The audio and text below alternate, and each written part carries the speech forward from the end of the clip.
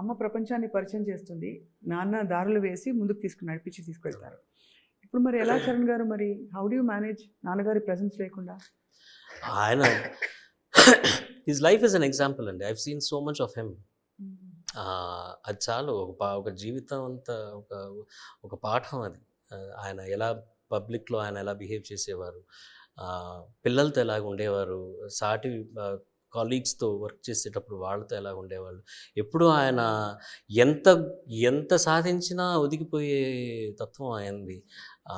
అసలు అసలు నేను బాలసుబ్రహ్మణ్యమా, నేను పద్మభూషణ, అవునా నేనా అన్నట్టుగానే ఉంటారు ఆయన.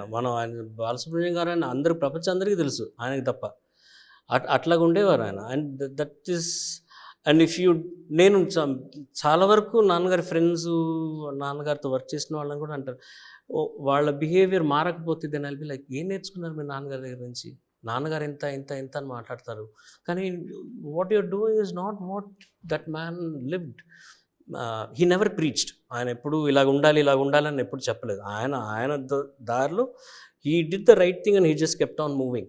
అండ్ అది ఎగ్జాంపుల్గా తీసుకోకపోతే దెన్ ఆయన గురించి గొప్పలు మాట్లాడటంలో అసలు కనెక్ట్ ఏముంది నీకు ఆయనకి?